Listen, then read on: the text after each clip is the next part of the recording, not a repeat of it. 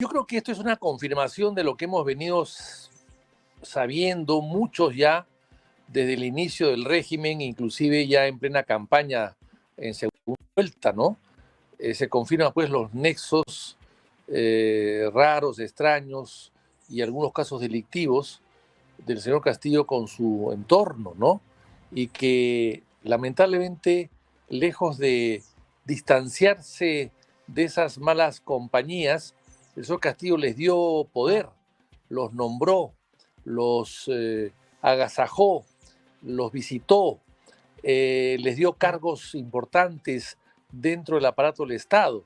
O sea, lo grave no es solamente lo que hizo antes, sino lo grave es que durante su corto mandato le dio todo tipo de facilidades, normas y cargos y puestos a esa gente que lo que hizo fue destruir el aparato del Estado con su incapacidad y con su corrupción. Así que yo creo que lamentablemente no estamos descubriendo nada nuevo. Estamos confirmando lo que todo el mundo ya suponía o se imaginaba, ¿no? Ahora, un correligionario de su partido, el señor Lescano, fue visitante asiduo a esta casa de Zarratea. Se dice también que él fue el nexo para presentar a este grupo Los Niños, que se lo ha denominado del Partido de Acción Popular. Ahora, no fue el único, ha ido también el señor Acuña, el padre Arana, Verónica Mendoza, y lo que a mí me había olvidado, pero yo me he recordado, ha sido la presencia de Evo Morales un día antes de la juramentación de Pedro Castillo. Bueno, eso confirma pues lamentablemente también lo que hemos dicho, que había gente cercana a él, ¿no? El caso Lescano es una pena, lo hizo sin conocimiento del partido, por supuesto, hoy día ya está con licencia, ha tomado la licencia seguramente para irse del partido, porque sabe pues que todas estas cosas lo involucran, lamentablemente, ¿no? Lo involucran a él y dejan muy mal parado al partido, ¿no? Así que, y el nexo con los niños sí, pues no es la primera versión, ya hay otras versiones iguales en el sentido que él fue un poco el puente entre los niños y Zarratea, los niños y el gobierno, ¿no? En fin, todas son cosas muy desagradables, usted comprenderá para mí mencionarlas, pero una cosa es la política y la política exige coherencia, consistencia. En política se puede hablar mucho, se puede llegar a acuerdos con diversos sectores políticos en bien del país, pero lo que no se puede hacer en política es actuar soterradamente, llegando a acuerdos de índole personal y, por supuesto, ocultando o dando una versión diferente de las cosas, porque nosotros somos oposición. Acción Popular siempre ha sido oposición desde que Paniagua dejó el poder, evidentemente hemos sido oposición. Podemos haber sido oposición más o menos radical, más o menos cercana, más o menos dura, pero siempre hemos sido oposición y hemos tenido una posición coherente en tanto en cuanto nosotros hemos, eh, hemos, hemos conservado siempre la idea de que la oposición puede tener cortesías con el oficialismo, pero no convivencia, de ninguna manera convivencia. Y eso parecería es lo que ha pasado. Eso es importante, esta parte que usted está resaltando, cortesía, no complacencia, ni siquiera una componenda para ir de la mano haciendo cosas que a la larga se ha descubierto que no han sido legales. Pero yo quiero preguntarle, usted ha sido secretario general de Palacio de Gobierno. ¿Es habitual que un presidente tuviera otra casa, otro nexo, donde tuviera reuniones de coordinación? Porque la ley de transparencia establece de que el despacho legal, o sea, el despacho oficial es Palacio de Gobierno y la oficina presidencial. Exactamente, mire, en Palacio de Gobierno, en la historia de la República, han vivido pocos presidentes, porque no era cómodo y no había comodidades además. Pero a raíz del presidente Benavides en los años 30, se construyó en Palacio lo que se llama la residencia de Palacio, que está en la parte de atrás, inclusive se tumbó una iglesia, la de Desamparados, para ampliar la parte de atrás del palacio y hacer pues una residencia con un jardín. Y a partir de ese momento, los presidentes durmieron ya con absoluta seguridad y tranquilidad y comodidad en Palacio de Gobierno. Los únicos que no vivieron en Palacio de Gobierno fueron los militares del año 68, pero todos los presidentes elegidos democráticamente vivían en Palacio de Gobierno. ¿Y eso se hizo para qué? Para que el presidente no tenga que salir a la calle para nada. Se queda en Palacio trabajando porque el dormitorio está cerca de la oficina. Entonces, la idea es trabajar en Palacio. Y si tú eres presidente, tu lugar habitual de trabajo es Palacio de Gobierno. Entonces, yo creo que es absurdo haber pensado tener una casa privada que no era del presidente. Porque hay que recordar que hay presidentes que tuvieran casa privada, pero aún así usaron Palacio. Este señor Castillo utilizaba una casa prestada de un amigo que hacía negocios con el Estado, que estaba ahí, que era amigo no por la amistad misma, sino por los intereses que simplificaban ser amigo del presidente de la República y tener los favores del presidente de la República para hacer tus propios negocios. O sea, eso es lo que se condena.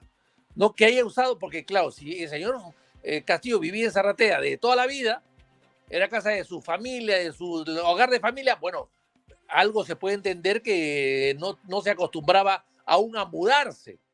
Pero no, era una casa prestada para la campaña y se quedó como casa de él para hacer sus negociados. Eso es lo que es inaceptable. Ahora, por otro lado, usted también ha sido congresista de la República. Hemos visto el fin de semana, y la semana pasada se hablaba un tema primero del buffet y luego el cambio de las alfombras. Luego hoy día en una conferencia de prensa, el oficial mayor con la área administrativa del Congreso han hablado sobre el tema de la cochera. Claro, hoy todo el mundo habla sobre, hasta el lapicero que compra el Congreso lo van a poder cuestionar. ¿Por qué? Porque el Congreso en la actualidad tiene 6% de aprobación. Ojo, el Congreso en Latinoamérica, ningún Congreso en Latinoamérica es popular. Nadie lo quiere, pero tampoco intentan cerrarlos como lo que quieren hacer gracias al señor Vizcarra, que perpetuó este concepto, cerremos el Congreso porque no nos representa. Entonces, usted que ha sido congresista, ¿le parece extraño todos estos temas que están dando, esa sonada que están dando contra el Congreso? Primero el buffet, cosa que entiendo que usted cuando ha estado ahí, cada uno pagaba su menú, ¿o no era así? Sí, todos. Yo a fin de mes recibía 500, 600, 700 soles menos de los gastos que me cargaban de todo lo que pedía, ¿no? Un café, una sopa, un menú. El menú era barato, pero aún así te lo cargaban. Me parece raro lo que ha pasado, salvo excepciones, cuando había una fecha especial que el Congreso asumía los gastos de la cafetería y el restaurante en ese día especial. Pero normalmente no era así, Normalmente no era así. Así que me llama la atención. Ahora, yo quiero decirle lo siguiente. El Congreso se hace muy mal en gastar de espaldas a la realidad, de espaldas a la opinión pública, de espaldas a tus electores que no te han elegido para que tú seas un bribón. Ese es lógico. Los peruanos no han votado para un congresista sea bribón, sino para que se dedique a servir a su pueblo en absoluta austeridad. Y es algo que no acostumbra. Pero por otro lado, he visto que han comprado alfombras a un intermediario, seguramente.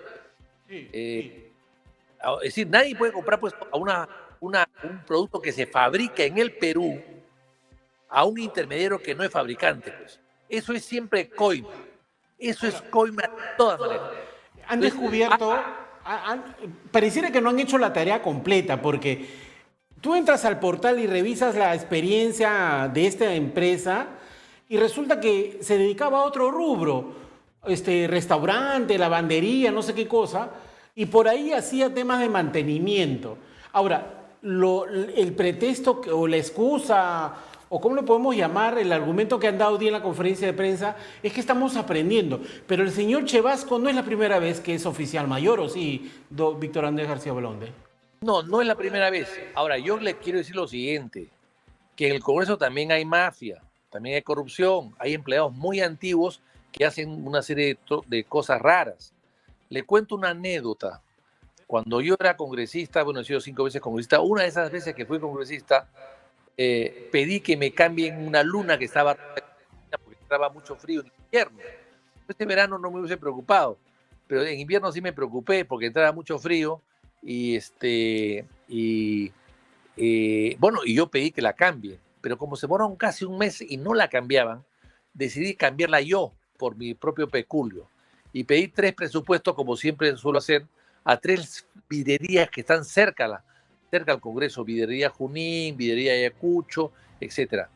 Bueno, me llegaron los 3 presupuestos y uno de ellos tenía 300 soles aproximadamente, y los otros 2 tenían unos 50 y otros 60 soles la cambio de vidrio, porque era un vidrio pequeño.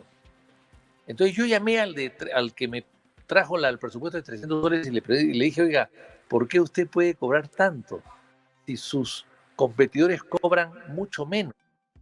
¿Sabes lo que me dijo? Disculpe, congresista, yo pensé que esto lo pagaba el Congreso. ¿Es en serio lo que me está contando? En serio. Increíble.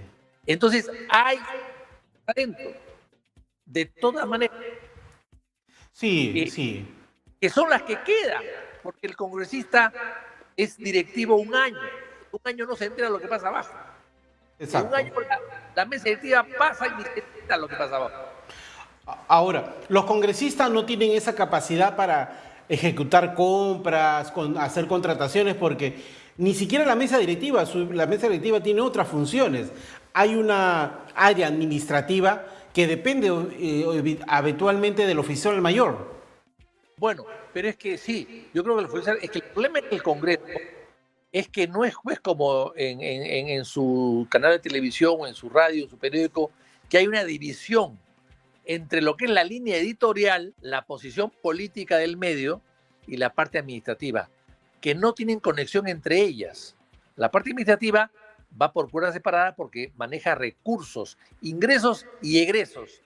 El periodista que trabaja en el medio periodístico no maneja, ni sabe, ni tiene que enterarse cuáles son los ingresos y cuáles son los egresos. En el Congreso debería ser así, pero no es así. No es así, lamentablemente. Entonces, no hay una parte administrativa, sino que la parte parlamentaria, que es la oficialía mayor, maneja todo tipo de recursos, compra, vende, etcétera. Entonces, ahí viene el problema, porque no están preparados para administrar 700 millones de soles que gasta el Congreso al año.